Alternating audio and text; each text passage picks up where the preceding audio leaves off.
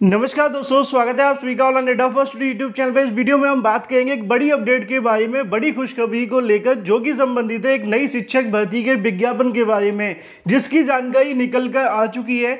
आवेदन इसकी 11 तारीख से शुरू हो जाएंगे। इसके अलावा बिना टीईटी के भी आप सभी आवेदन कर सकते हैं। शैक्षिक योग्यता, मेरिट, आयु, परीक्षा, चयन प्रक्रिया और भी तमाम ऐसी जानकारियां जो किसी भर्ती से संबंधित होती हैं, वो सारी आप सभी को इस वीडियो में दी जाएंगी। तो वीडियो को लाइक कर दें, साथ ही शेयर कर दें और चैनल को सब्सक्राइब करना बिल्कुल ना भूलें, जिससे कि आप सभी को ऑनलाइन डेटा फर्स्ट चैनल के माध्यम से दी गई वो तमाम जानकारियां सबसे पहले मिलती रहें।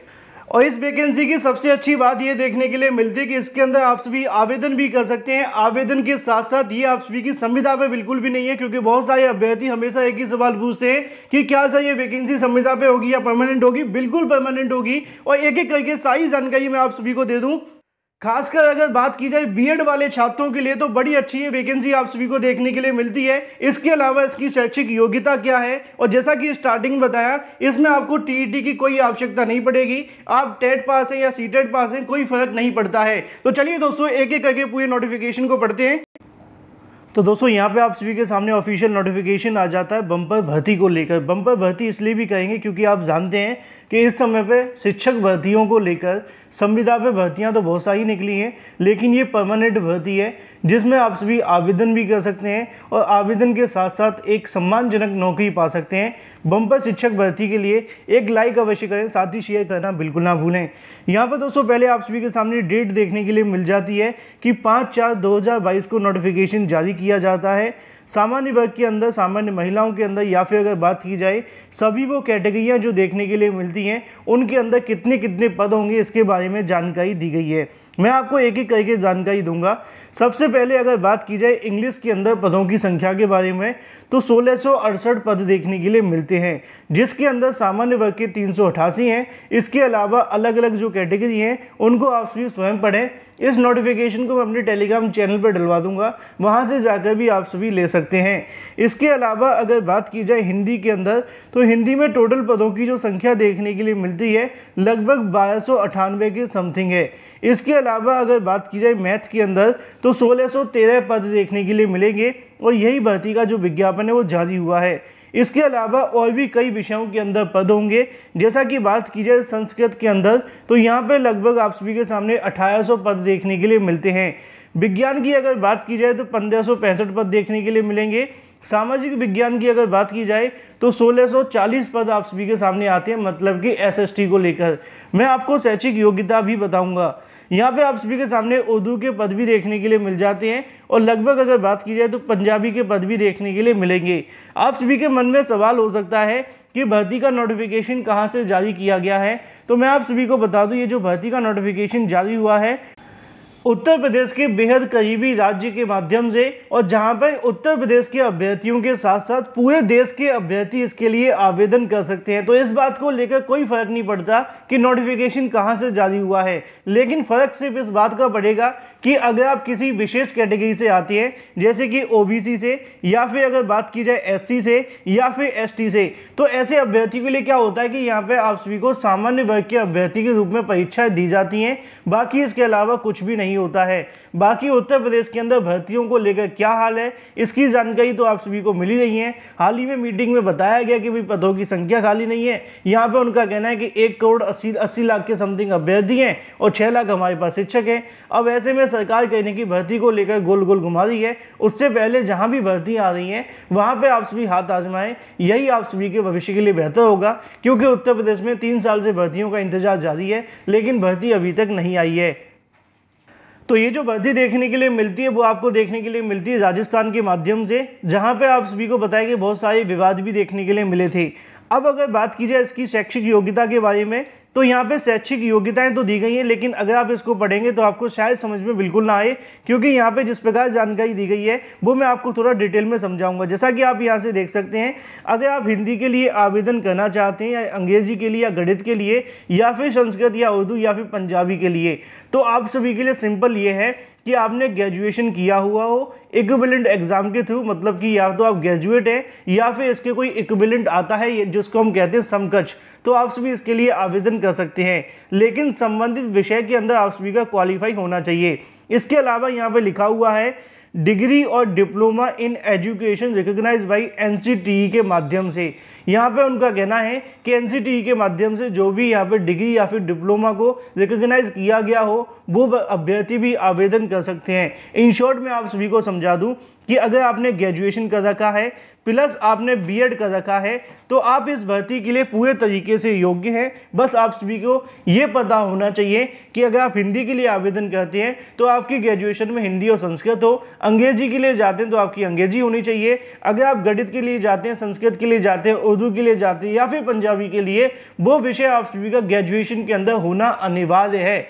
ये बात हो जाती है दोस्तों आप सभी के सामने। लेकिन इसी बीच अगर बात की जाए विज्ञान विषय के लिए तो यहाँ पे लिखा हुआ है कि आप सभी की ग्रेजुएशन होनी चाहिए या फिर इसके इक्विवेलेंट अगर कुछ है तो आप सभी आवेदन कर सकते हैं। यहाँ पे लिखा हुआ है कि आप सभी का जो सब्जेक्ट होना चाहिए physics, chemistry, zoology, botany, microbiology, biotechnical या फिर अगर बात की जाए और भी जो आप सभी के सामने सब्जेक्ट लिखे हुए हैं इनके साथ में ग्रेजुएशन के साथ एनसीटीई के माध्यम से जो भी डिग्री या फिर डिप्लोमा, तो ऐसे में अगर बात की जाए डिग्री बीएड वाले अभ्यर्थी इसके लिए आवेदन कर सकते हैं। ये वैकेंसी आपको सेकंड ग्रेड की देखने के लिए मिलती है।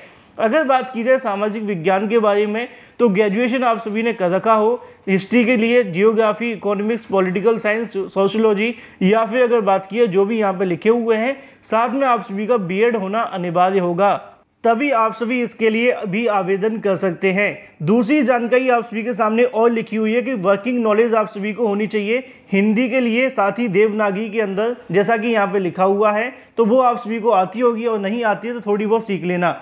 इसके अलावा अगर बात की जाए अपनी शैक्षिक योग्यताएं के बारे में तो यहाँ पे एक और जानकारी आप सभी के सामने बताई जाती है कि शैक्षणिक अर्हता जो होनी चाहिए पद के अपेक्षित शैक्षिक अर्हता के अंतिम वर्ष में सम्मिलित हुआ हो या फिर सम्मिलित होने वाला हो। इन शॉर्ट अगर आप सभी को समझा दें कि आप सभी की अंतिम वर्ष चल रहा है तो आप सभी इसके लिए आवेदन कर सकते हैं और अगर आपका यहाँ से पूरा ही नहीं हुआ है तो आप आवेदन नहीं कर सकते। नीचे लिखा हुआ है, हालांकि यहाँ पे लिखा हुआ है किंतु ऐसे अभ्यर्थी जो कि कहीं ना कहीं पहले से शैक्षिक अर्हता पूरी करने का सबूत देगा उसी को नौकरी दी जाएगी और जिसके पास अगर नहीं होगी तो विचार किया जाएगा।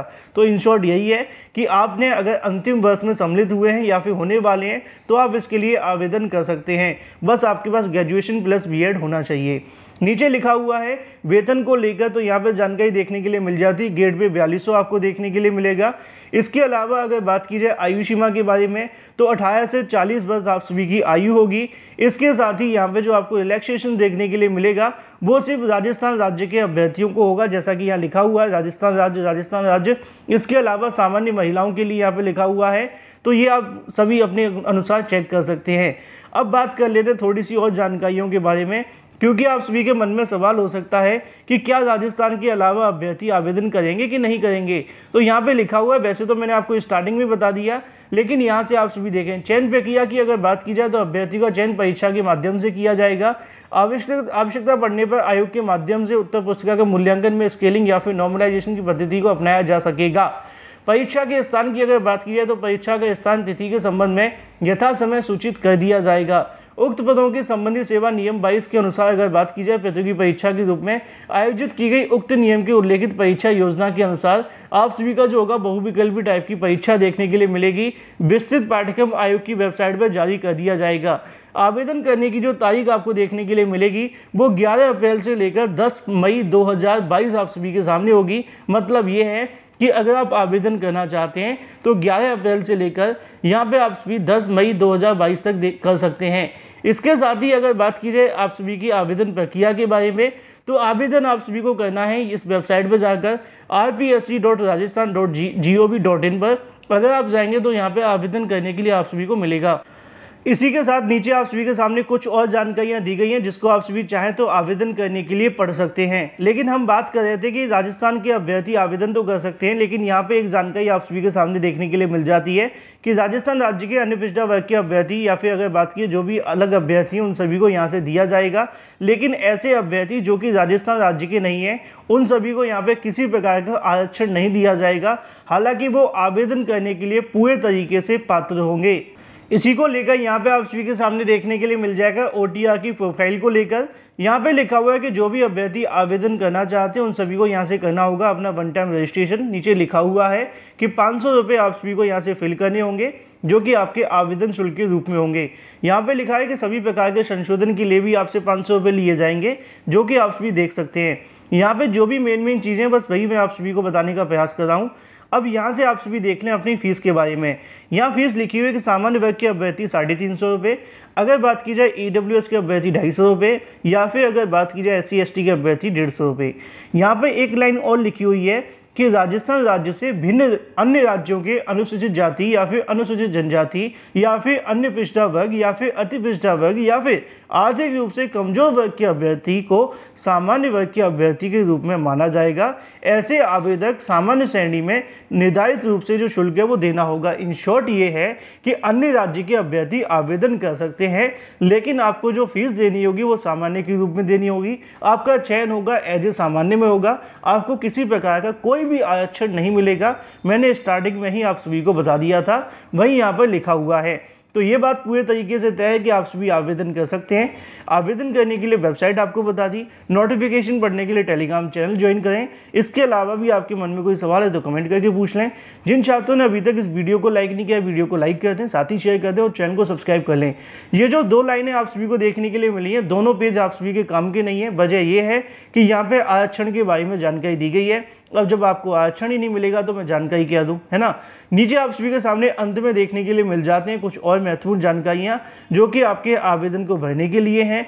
अगर आप लोग चाहते हैं तो आवेदन करने के लिए ऑफिशियल वेबसाइट पर जाकर सारी चीज़ें क्लियर कर सकते हैं। तमाम अन्य शर्तों के बारे में आप सभी नोटिफिकेशन को पढ़ें और उसके बाद जो बीएड अभ्यर्थी ग्रेजुएशन कर चुके हैं वो आवेदन करें। वीडियो को लाइक कर दें, साथ ही शेयर कर दें और चैनल को सब्सक्राइब करना बिल्कुल ना भूलें।